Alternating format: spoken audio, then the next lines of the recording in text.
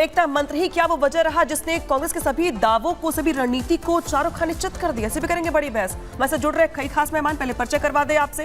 हमारे साथ जुड़ रहे एसएन सिंह, प्रवक्ता बीजेपी, संगीत रागे जी जुड़ रहे हैं हमारे साथ, राजनीतिक विश्लेषक। साथ ही जुड़ रहे हमारे साथ आचार्य राज मिश्रा जी, हिंदू धर्म गुरु। इसके अलावा जुड़ रहे हैं अजय वर्मा जी, नेता कांग्रेस, सैयद जवाद, राजनीतिक विश्लेषक। संगीत राजे की जिम मैं पहले आपके पास आ रही हूँ, विश्लेषण पहले आप ही कर लीजिएगा। हमने रिपोर्ट में 2 बयान सुनवाए आपको, पीएम मोदी के भी, मुख्यमंत्री योगी आदित्यनाथ के भी। दोनों ने ही एक बयान दिया था, कटेंगे तो बटेंगे, अगर हम बटेंगे तो वो महफिल सजाएंगे। तो क्या ये मान लिया जाए कि हरियाणा के चुनाव में जो हिंदू एकता मंत्र वाला जो दाव था बीजेपी की ओर से, वो चल दिया आगे? इसकी काट कांग्रेस पास फिलहाल तो नहीं है। देखिए, मुझे लगता है कि हरियाणा की जनता ने जो नरेंद्र मोदी को 2024 के जो लोकसभा चुनाव में वोट नहीं दिया था और उनको लगा कि हमने बहुत बड़ी गलती कर दी है, उस गलती का परिमार्जन किया है। दूसरी बात जो मैं बहुत महत्वपूर्ण बात कहने जा रहा हूं, उसको गौर से सुनिएगा और देखिएगा, आकलन कीजिएगा। 2024 से पहले प्रधानमंत्री नरेंद्र मोदी ने भारतीय जनता पार्टी की एक अलग छवि प्रस्तुत की। वो चाहते थे कि पसमंदा मुसलमान और साथ आएं, महिलाएं मुसलमानों की साथ आएं, क्योंकि उनको एक अस्मिता दिया था। जो ट्रिपल तलाक से पीड़ित थे महिलाएं, उनको एक अस्मिता देने की कोशिश की थी। जो दबे कुचले मुस्लिम थे उनको बेनिफिशियरी, जो प्रोग्राम भारतीय जो सरकार थी उसके बेनिफिशियरी हुए, जो पहले नहीं हुआ करते थे।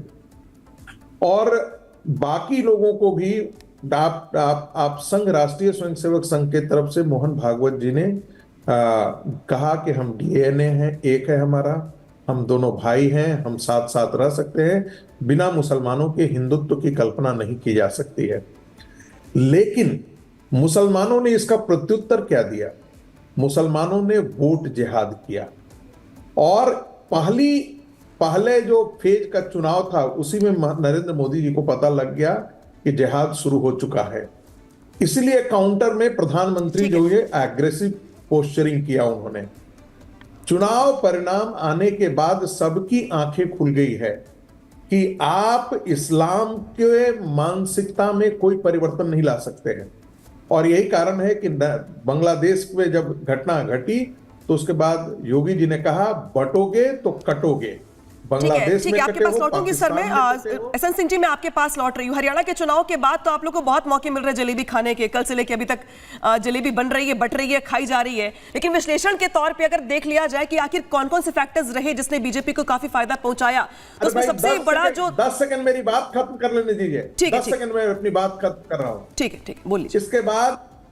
इसके बाद नरेंद्र मोदी जी ने कहा, उस धागे को आगे बढ़ाया नरेंद्र मोदी जी ने और कहा कि देखो, बंटोगे तो बांटने वाला मौज करेंगे, जलसे करेंगे, जो बाद में हमको देखने आ, और पाकिस्तान से लेकर के चाइना तक किए। उसके बाद मोहन भागवत जी ने, उनको लगा कि नहीं, एक नए भारतीय जनता पार्टी के साथ साथ हिंदुत्व के जितने चेहरे हैं उनको सब साथ आना चाहिए, नहीं तो उत्पाती ताकतें जो है इस देश में बहुत ज्यादा बढ़ गई हैं, दुनिया में आतंक मचा रही है, भारत के अंदर भी है।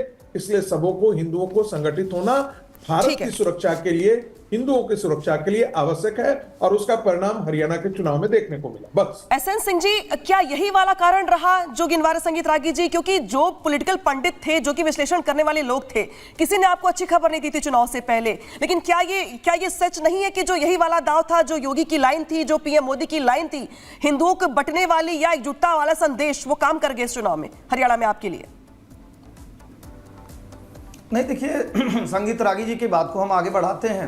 हम तो हमेशा से कहते हैं वसुधैव कुटुंबकम, सर्वे भवन सुखिनो, बिजली सभी के लिए, पानी सभी के लिए, सड़क सभी के लिए, सुरक्षा सभी के लिए, शिक्षा सभी के लिए, स्वास्थ्य सभी के लिए, और आदरणीय मोदी जी के नेतृत्व में करके दिखाया गया है। हम तो हरियाणा के चुनाव में वहाँ पे थे, लोग कहते थे 10 साल की तुलना कर लीजिए, भारतीय जनता पार्टी की सरकार में कोई भ्रष्टाचार नहीं, भारतीय जनता पार्टी की सरकार में कोई अत्याचार नहीं। लेकिन 2005 में दलितों पर अत्याचार, 2010 में दलितों पर अत्याचार और भ्रष्टाचार तो अपरंपार। तो लोगों ने तुलना किया कि भाई राहुल गांधी जी किसानों की बात करते हैं, लेकिन किसानों को सम्मान निधि देने का कार्य तो मोदी जी करते हैं। और इनकी सरकार कर्नाटक में, वहां तो किसानों की डेथ हो रही है।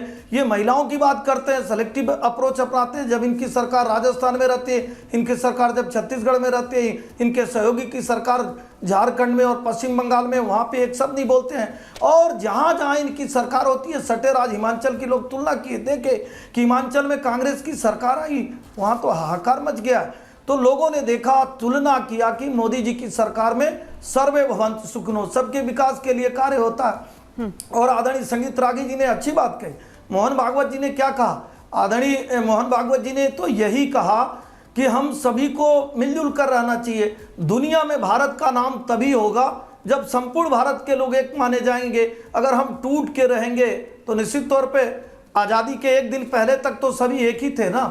हम बटे तभी तो कटे, जब बंटवारे की बात आई तभी तो कटे। हम 90 में कश्मीर में बटे तभी तो कटे, देश में बटते हैं तभी तो कटते हैं। क्यों नहीं हम संपूर्णता के साथ, एकजुटता के साथ रहें? हम भाषा के आधार पे, क्षेत्र के आधार पे, संस्कृति के आधार पे क्यों बटने का कार्य करें? लेकिन अजय वर्मा जी, को लगा कि आप जवाब दीजिए गैसन सिंह का, आप जवाब दीजिए गैसन सिंह का। लेकिन साथ ही मैं सवाल जोड़ रही हूं अजय वर्मा जी आपके लिए कि अब तो बीजेपी ने कम से कम एक टोन सेट कर दिया है चुनाव का, क्योंकि अगले कुछ दिनों में चुनाव होने वाले हैं। दिल्ली में, झारखंड में, महाराष्ट्र में, यूपी में भी 10 सीटों में उपचुनाव होने वाले हैं। तो जो बीजेपी ने एकजुटता का संदेश वाला जो एक टोन सेट किया है, कुछ काट है आपके पास? क्योंकि लोकसभा चुनाव में तो दांव चल गया था संविधान वाला, इस बार तो वो भी नहीं चला। देखिए, भाजपा की सरकार बनाने की मोदी जी के बधाई के साथ साथ मैं चुनाव आयोग को और ईवीएम मशीन को और सिस्टम्स को बधाई देना चाहता हूं कि ये लोकतंत्र की हत्या और तंत्र की जीत हुई है। अभी थोड़ी देर पहले से पहले एक फेक यूनिवर्सिटी के वाइस चांसलर्स वही भाजपा की सड़ी गली सीढ़ी उठाकर लाए थे और उसे पढ़ रहे थे, बता रहे थे। ये सब कुछ नहीं है, ये इनके अपने आकलन है। इसमें सबसे ज्यादा जो नुकसान और सबसे ज्यादा जो लोकतंत्र और सबसे ज्यादा जो पोजिशन खराब हुई है वो, मैं बीच में नहीं बोला था। मैडम अगर ऐसा करेंगी तो मैं फिर मैं छोड़ रहा हूँ। बंद करिए भैया। आप कर्नाटक में आपकी सरकार होती है, वहीं भी ठीक होता है। अब उसी हरियाणा में जहां जहां उसी ईवीएम के द्वारा आप जीते हैं, ठीक है। आप कश्मीर में जीत जाते हैं, ठीक है। हिमाचल में जीत जाते हैं, ठीक है। संस्थाओं पर गाली देना तो छोड़ दीजिए, देश को बदनाम करना तो छोड़ दीजिए। हरियाणा के लोगों ने इसलिए आपको नकारा क्योंकि हरियाणा के लोगों ने देखा कि चुनाव में भी वो विदेश में जाकर, ठीक है। अजय वर्मा जी मुझे नजर नहीं आ रहे, मैं अभी बात करती हूँ जरा सा, मुझे लग रहा है कि वो जुड़ी नहीं हमारे साथ। सही जवाब जी, जवाब दीजिए एहसन सिंह की बात का। साथ ही ये भी कही कि जो अगले कुछ चुनाव है विधानसभा के कुछ राज्यों में, इसको लेके क्या कांग्रेस को रणनीति में बदलाव करना नहीं पड़ेगा? क्योंकि बीजेपी ने हरियाणा में तो जो बाजी थी, जो उनके खिलाफ जारी थी, जो हवा उनके खिलाफ चल रही थी, उसको बदल दिया और जो परफॉर्मेंस थी 2014 से बेहतर कर दी। तो अब जो कुछ चुनाव होने वाले हैं कुछ राज्यों में, उसको लेकर के जो स्ट्रेटेजी है, बदलाव जरूरी है उसमें। अब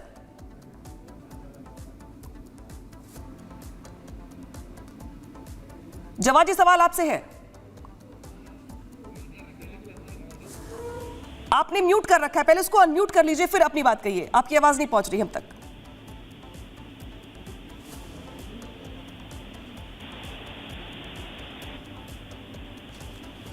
शायद हम तक आवाज नहीं पहुंच रही है। अब सीधे रुख करेंगे राज मिश्रा जी का। आचार्य राज मिश्रा जी, तमाम पॉलिटिकल पार्टीज के अपने अपने दावे, चाहे वो तुष्टीकरण की राजनीति हो, चाहे वो जो टिकट बांटे गए उसको सोच समझ के बांटा गया, परिवारवाद का भी मुद्दा उठाया गया, लेकिन इस बीच बड़ी बात क्या रही? बड़ी बात यह रही कि जो एजेंडा, जो टोन सेट किया बीजेपी ने हिंदू एकजुटता का, वो यहां पे काम कर गया।